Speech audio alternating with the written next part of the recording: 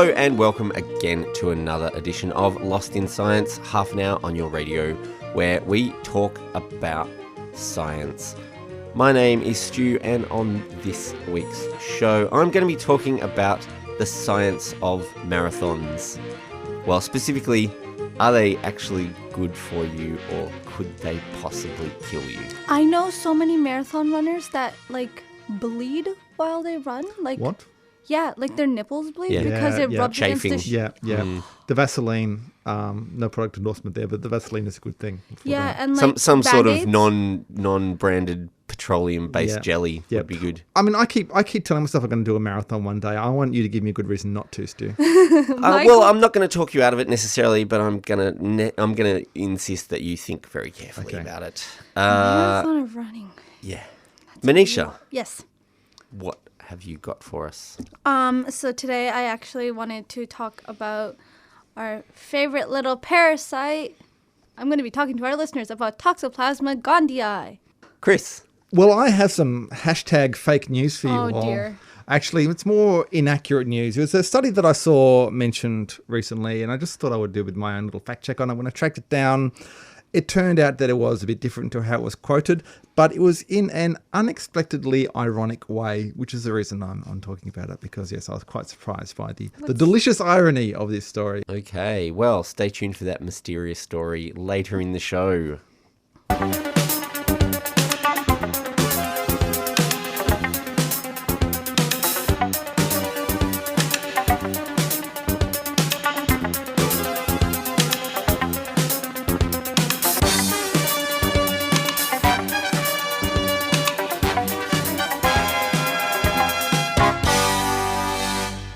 Do you guys run for fun? Wouldn't call it fun. For exercise? I've been known to run. I've been a bit slack the last couple of weeks, but, you know. Yeah, I've been slack for the last maybe 600 weeks. But So yes. Really, yeah. Running for But the I bus run. doesn't count.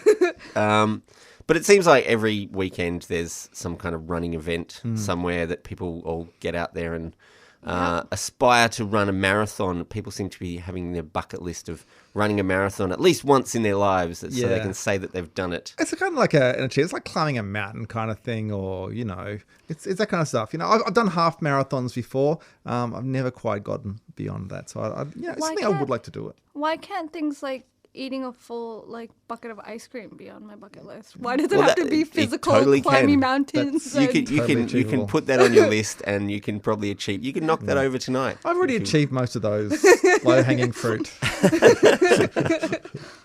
So Boast there.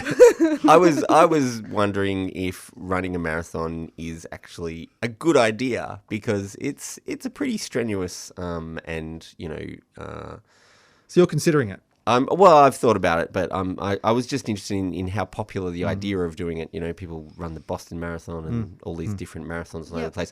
So I looked into marathons, and specifically if there was any science in how you run a marathon or preparing to run a long distance race like that, and what effect it might have on the average human body.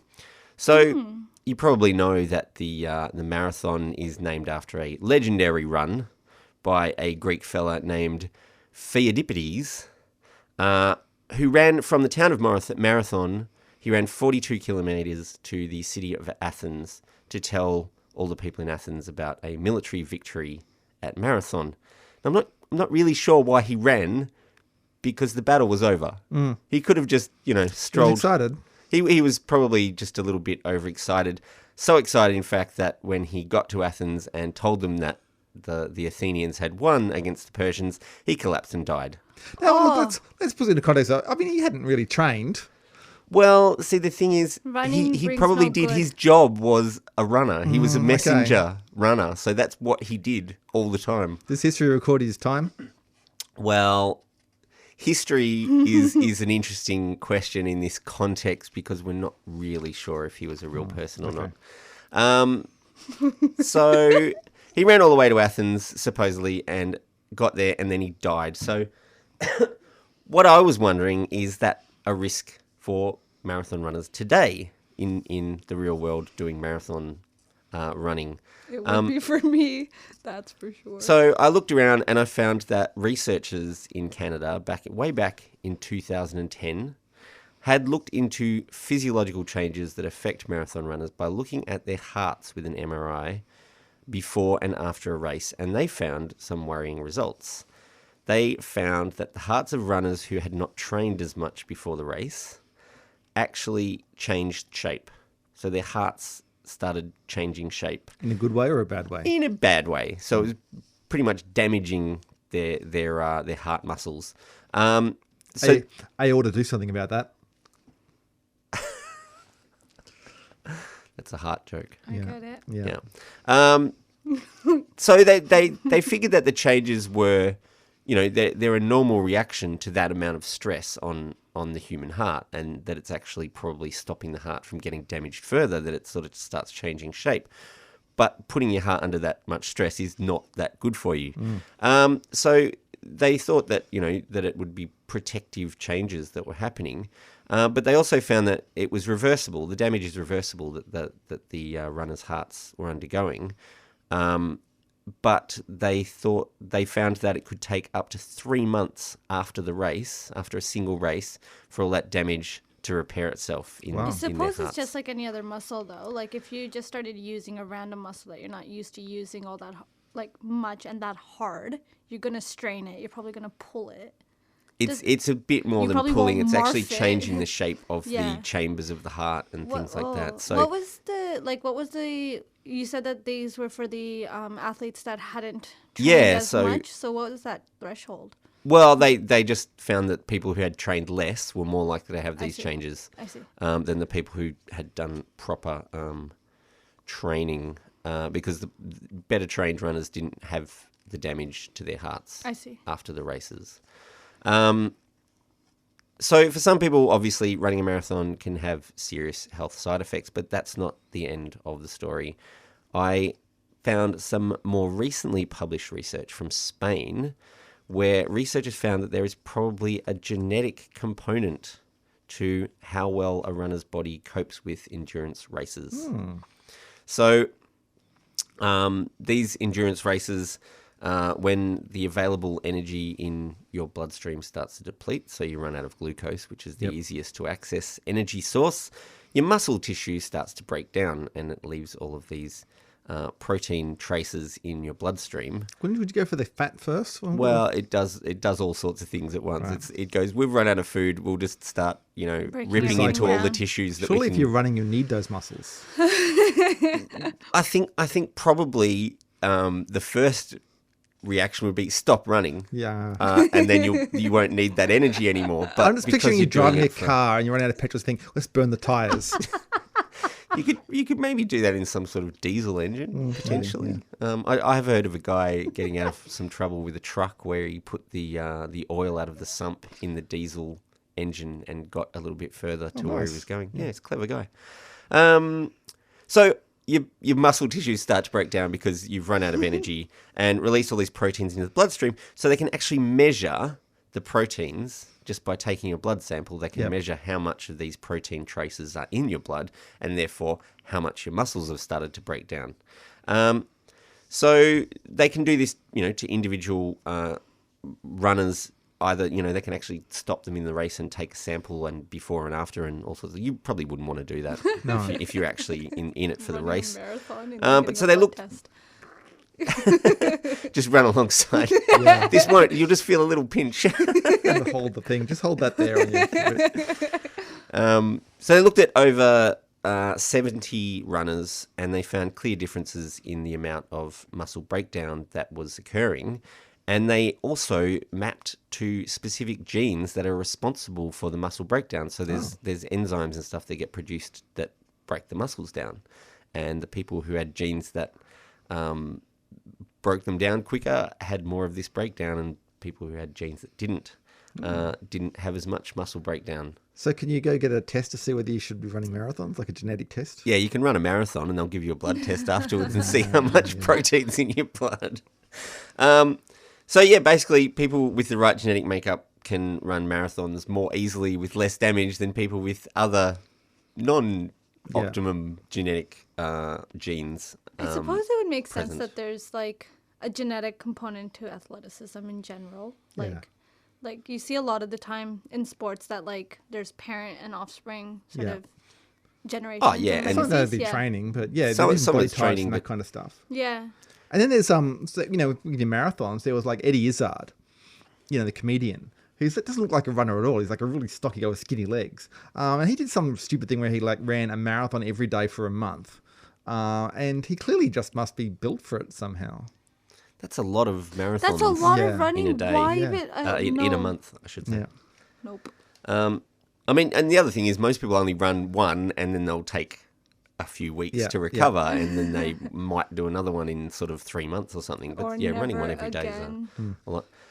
But despite the fact that some people are genetically predisposed to be less harmed by doing marathons, the researchers didn't think that people shouldn't try doing marathons. Just that if they were going to do it, they should talk to their doctor first, for one thing, and undertake a proper training program so that, in the first case, the people with the heart problems were people who hadn't trained properly. So undertake a proper training program to do an actual marathon and make sure you're appropriately trained. And if you, one of the people who is going to suffer from excessive muscle breakdown, you have to be aware of that before you undertake it. So just going back to Phaeodippides, I'm not sure if either of these things contributed to his death. Partly because he probably didn't exist, so that's by the by. Apparently, the name Phaeodippides means for lack of a horse or something like that. It's a joke name. It's an ancient Greek joke name saying that, we didn't have a horse, so we sent this guy to run back to Athens. But also, apparently in the story, he'd run 240 kilometres in the 2 days prior to this final run. So maybe the fact that he ran almost 300 kilometres was probably what killed him and not the final 42. Just on that too, the official distance for a marathon is 42.195 kilometres. The 0.195 was added in the 1908 Olympics in Britain so that the runners would all finish running past the fancy royal box at the end. And they stuck around. It's stuck, and no one's ever said, "Hey, can we just get rid of this last 200 meters?" They've just hung on to it. So that's fun to remember if you stumble just before the finish line. You've actually finished the marathon, but the royal family's to blame.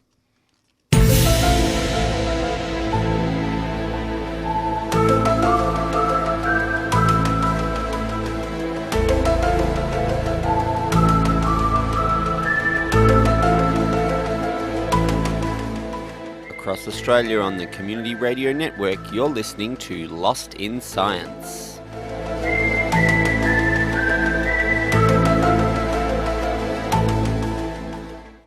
So a couple weeks ago, we had science communicator and comedian Alana Coley join us in the studio to talk about her show Parasite Lost. That's part of the Melbourne Comedy Festival. And so while she was in the studio, we asked her for the inside scoop. We wanted to know the goods. We wanted to know what are the best and worst parasites. And although she didn't give away her favorites, well, probably because she talks about them in her show, she did mention one, Toxoplasmosis gondii. I thought I'd heard about this before, but I didn't actually know too much about it. And then Chris and Claire were all over it, and they knew what was going on, and they had references. So I felt a bit silly. So I thought that I would look it up and then share with our listeners all of the fun stuff I learned. It wasn't actually all that fun because this turns out that this virus, this parasite, is actually quite deadly in certain cases. Okay, anyways, so this is what I have learned. So Toxoplasma gondii is a parasite that causes toxoplasmosis. And toxoplasmosis is an infection that has different presentations depending on the person. For the most part, it will make you feel like you have a flu if you present any symptoms at all. So you'll get a lot of muscle aches and pains and fevers. But in some more serious cases, adults that are infected with Toxoplasmosis gondii don't show to have any other symptoms, but then they experience these extreme pathological behavioral changes. But in some more serious cases, adults infected with Toxoplasmosis gondii don't actually show a lot of symptoms, but they experience severe pathological behavioral change. So basically, the parasite creates these infections in your body, and the infections are sort of presented as cysts and lesions throughout the body. So you can have cysts. It creates cysts all over the place, like in the retinas, in your heart, and oftentimes in the central nervous system. So if it gets to your brain or into a lot of your essential nerves, you can have a lot of adverse impacts onto your. If it's in your brain, it has a lot of adverse impacts on your neurological function, but then also it can have a lot of impacts on your motor functions as well.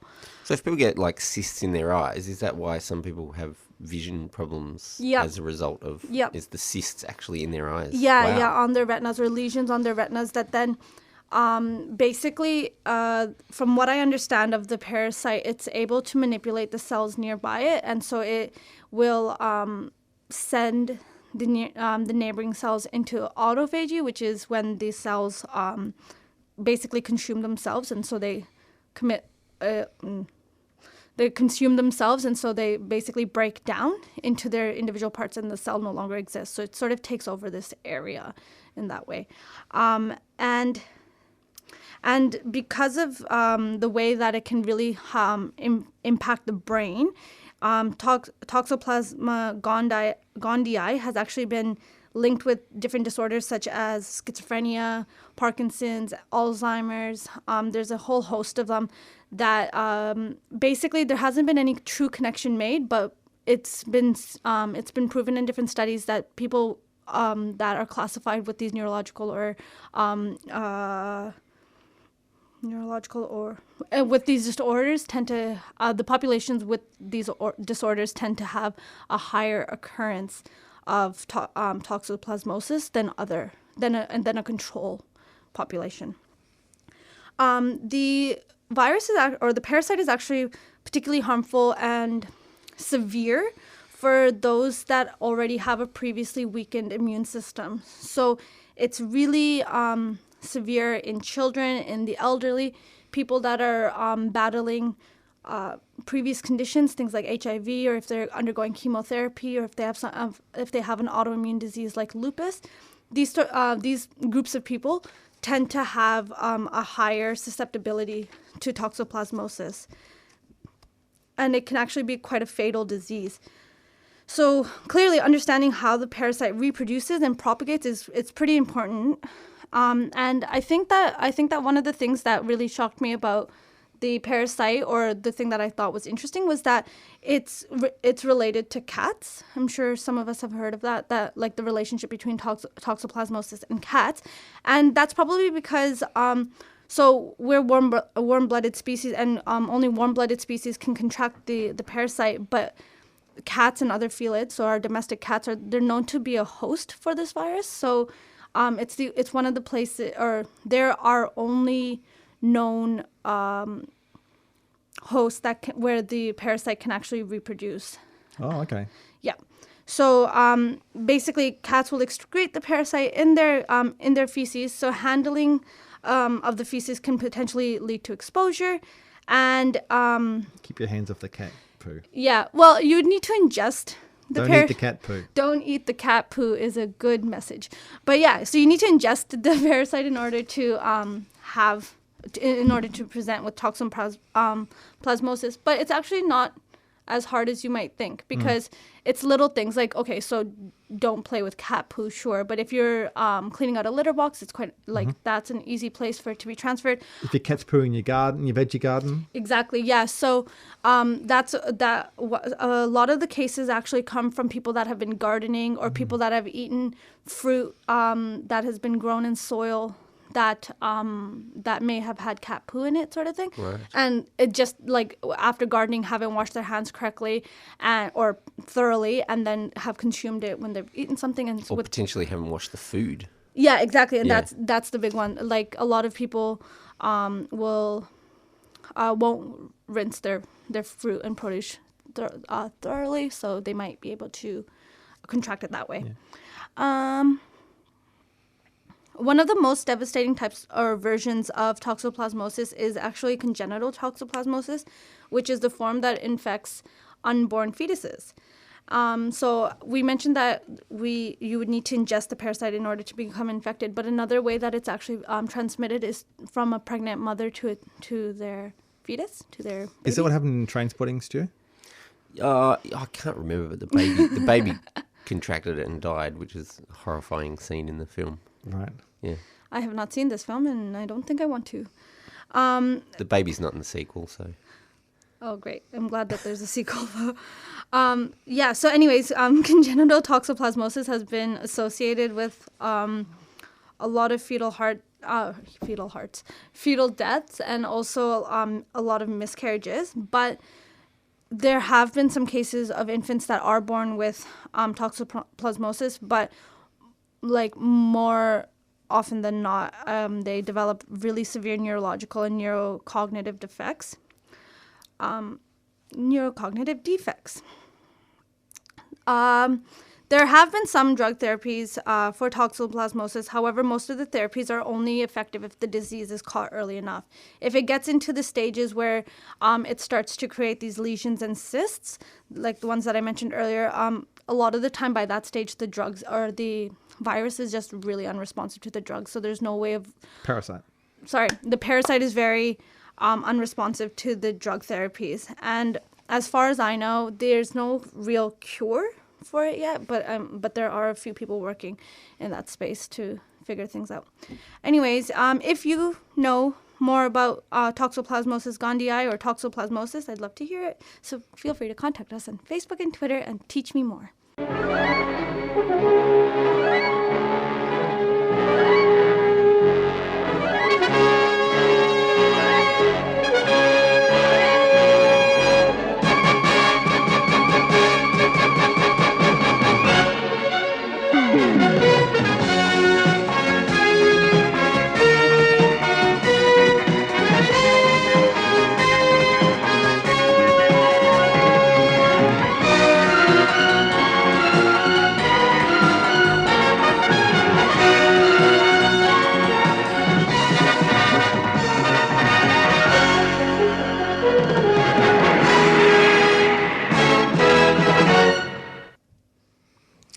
Okay, so I was listening to a podcast recently, and on this podcast, this was talking about racial bias in the criminal justice system in the United States, which is not much of a surprise to anybody, as you probably know. That happens. That happens, right. Yeah. But they were in this particular episode, they were talking about the application of laws about which knives are legal and illegal. And no surprise, again, that this is kind of applied in a racial fashion. So African Americans are more likely to be arrested and charged or convicted with having a so-called illegal knife, even though it actually turns out a lot of them turn out to be legal knives. It's just inconsistently applied. And the presenters tried to related this to kind of a historical perception of African Americans. They looked at the history of it. And back in sort of the early 20th century, there was this kind of stereotype that of African Americans carrying razors as like the big kind of threatening weapon that they would use. And one of the anecdotes they related was they mentioned a famous sociology experiment where this came up. And this experiment, they said, involved people being shown a group of white people being shown a photograph of a white person holding a razor blade while arguing with a black person on the New York subway, only shown it for a very short period of time, and then they were asked to write down what they saw, and more than half of the witnesses said that they saw the black man actually holding the razor against the white man's throat.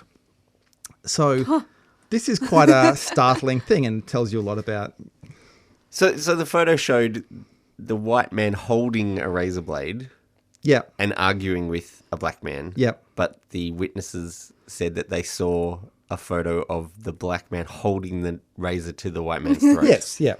So that's a pretty big leap of That is a big memory. leap. That is a big leap. And I was very curious about this. I mean, first of all, there was my natural instinct to fact check, as we discussed. It's kind of like a lost in science kind of thing. We were big on that. Also, because we're talking about the historical context, I was really curious to know how long ago this study was done. I thought that was an interesting thing. And plus, I really wanted to see the photo. I think You just started Googling for the photo. that was the main thing. I wanted to see the photo. So I looked it up. I Googled the appropriate keywords. Unfortunately, I couldn't find the photo. What I did find, though, was a textbook that referenced the story. This was a textbook. It was a sociology textbook. It's called Sociology Exploring the Architecture of Everyday Life, brief edition. This version was published in 2010 by David M. Newman.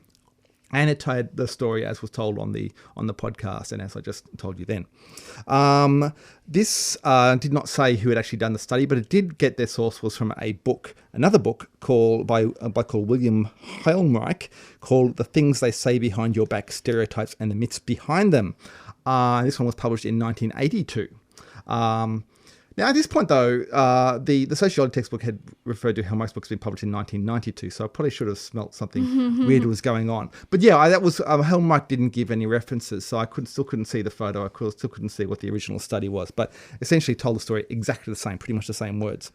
So yeah, look, I had to search a bit more why to spend a bit more time at the Google machine.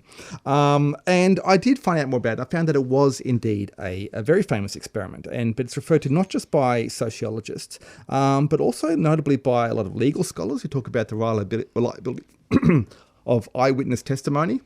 Right. And you'll have, psychologists giving expert testimony in court saying, this is why eyewitnesses can be unreliable and this sort of thing. So it is a very famous study. It's used a lot, has influenced a lot of legal practice. Yep. But eventually, though, I did manage to track down what apparently is the famous original study. Where it was actually first published in 1945 by gentlemen Gordon W. Allport and Leo Postman. And it turned out the experiment was a little bit different to how it was described in the first sources I'd found. So basically what they did was they had a group of people. They'd send some of them out of the room. They would flash up a picture on the screen, or they would put up a picture on the screen. It was not a photograph, it was a line drawing. And then what would happen if they get someone in the audience to, looking at that picture, describe it to someone who they send back in. And then that person who can't see the picture then has to describe it to the second person who sent back in, and then has to describe it to the third person who sent back in. Oh, so like broken telephone kind of thing. Yeah, or Chinese whispers as it's sometimes called. Yeah. So yeah, it was a bit different to the first study.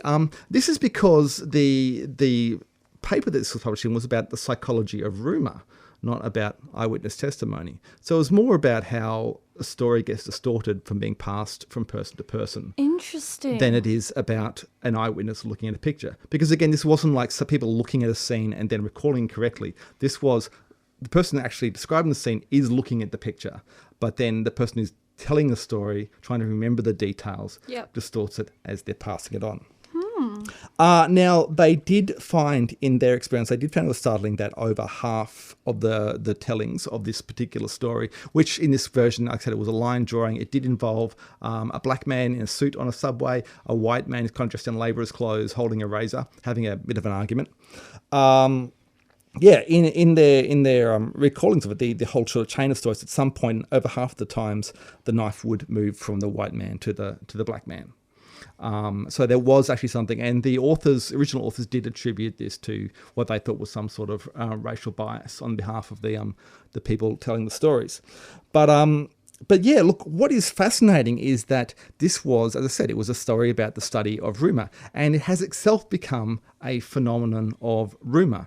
I did find another article that examined actually this very question of how this original Allport and Postman study had been passed down inaccurately from person to person, and they've actually traced the inaccurate retellings. They could see that people weren't actually quoting the original study. Some of them would mention the name of the study, but they weren't quoting the study itself. They were quoting a previous reference, who they got it from, because you could see the same kind of errors creeping in. Sometimes one of the participants would be sitting down as opposed to standing up, and someone else, the next person down the line, would repeat that same thing, like they were sitting down, whereas in the original picture they were both standing. So Yeah, look, it really is an interesting thing. Like I said, it doesn't disprove the whole kind of notion of that the original point of it was, which is that there was this racial bias, this attribution of the African Americans of the time having razors. But it does say something very different in terms of, it's got nothing to say about eyewitness testimony. It is more about the way that we tell stories inaccurately, and that racial bias creeps into people's narrative that they're forming. That's just a little interesting thing I came across. Look, I'm actually quite a little bit disappointed by it, because basically it means you do have to check all your sources. Just because you see someone quote, here's a famous experiment that did such and such, you can't just take their word for it. That even if it is a very famous experiment, because you kind of have to go and look at what the actual experiment was. I think in a lot of ways, the more famous the experiment, the more likely it is that someone's misinterpreted it along the way. Yeah. Absolutely. Look, and I found a study that examined how I had been. So I couldn't actually find online the original paper, so I had to go to the library and look it up, the original paper, just to make sure I was reading the right thing, because I couldn't even trust anything that I was reading about this study. I had to go and actually look up the original one just to make sure I was getting the unvarnished truth. So that's your moral of the story here, is that you do always have to check your facts. Make sure that if you're using a famous study to back up your point, no matter how valid your point is, make sure that you're getting it right. Nice one. Yeah, and also that libraries are not quite obsolete just yet. Exactly. Very good point.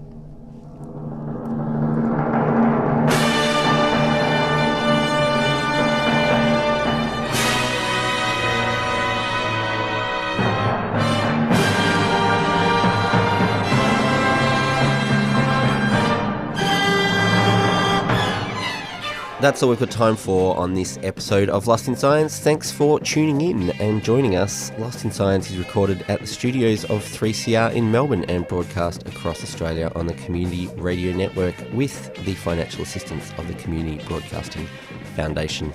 If you want to talk back to us, you can get in touch. We have a Gmail account, lostinsci@gmail. You can also find us on Twitter and on the Facebook.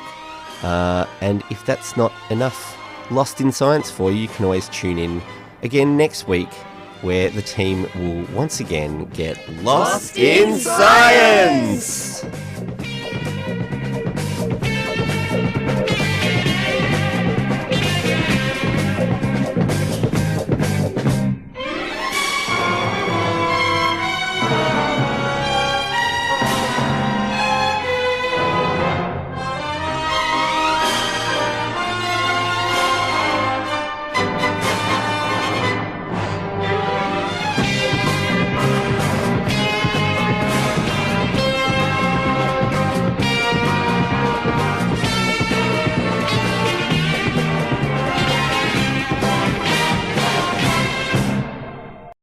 Thanks for listening to a 3CR podcast. 3CR is an independent community radio station based in Melbourne, Australia. We need your financial support to keep going. Go to www.3cr.org.au for more information and to donate online.